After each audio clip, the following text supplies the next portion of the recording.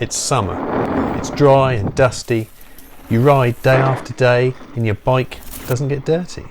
So you don't need to wash it, right? Wrong.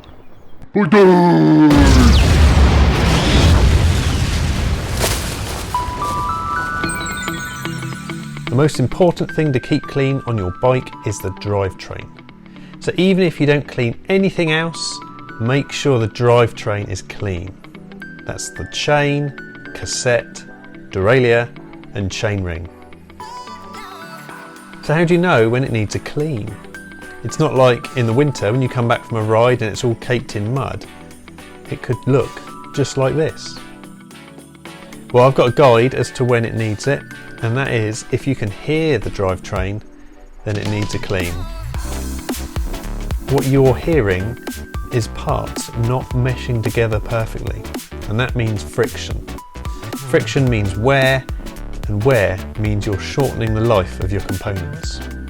Now there are few things as satisfying as a completely silent bike. So I'm just going to show you how to clean your drivetrain properly. This is what I do, and I've refined it down over time so it takes the minimum time and effort but still has great results. So things you're going to need are a degreaser, a chain cleaning tool and or a toothbrush or two, a sponge, some chain lube, and for your forks, some silicone spray.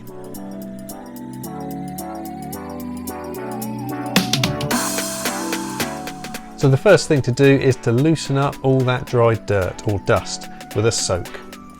Use a hose, a bucket, a sponge, whatever makes it wet.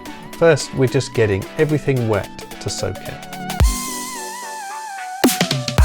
Straight after that, we want to degrease. So you're going to need some degreaser to break down all the grease and oil on the chain. Now you can use a bike specific one like Muck Off, but I use this one, heavy duty degreaser from Screwfix. And as you can see by the state of the label, it's lasted ages. Now in the past I've made the mistake of just spraying degreaser on the cassette and mech, but it dissolved the grease from the rear hub. So make sure you don't get it on your bottom bracket or your hubs, or it's going to break down the grease in them and they're going to need a service. The easiest way to apply it without spraying is to use one of these chain tools. You can get these for as little as £5 or £6 on eBay or Amazon. You just clip it onto the chain, fill it with degreaser, hold it with one hand and spin the cranks with the other. Now what we're doing here is just coating the chain with degreaser, which is going to break down all the muck. Once you've done the chain, pour out a splash of the degreaser, and we need to use a toothbrush or something to apply it to the chainring, the cassette and the jockey wheels in the mech.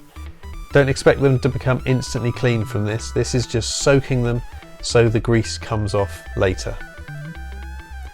Once it's all coated, leave it to soak and go and fill up your bucket with your chosen detergent and some water.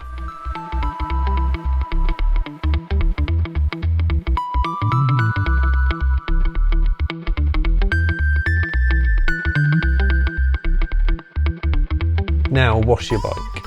Start at the top, handlebars and saddle, and work all the way down. This part's pretty simple. Use a brush to clean intricate parts if you have one.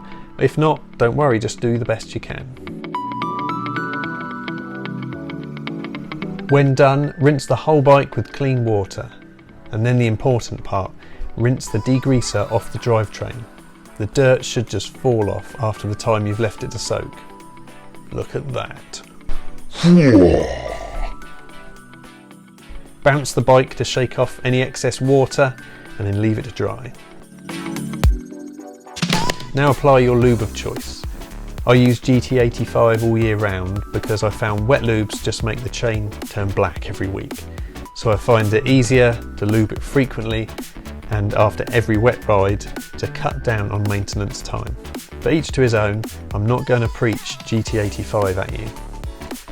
And then finally, dry your fork stanchions, protect the brake rotor from overspray with something and apply silicone spray to them. Using silicone won't damage your fork, unlike some chain lubes. Well, I hope that's given you some pointers to speed up or improve your bike cleaning regime and to prolong the life of your drivetrain. Thanks for watching, and if you don't subscribe, your head's going to explode.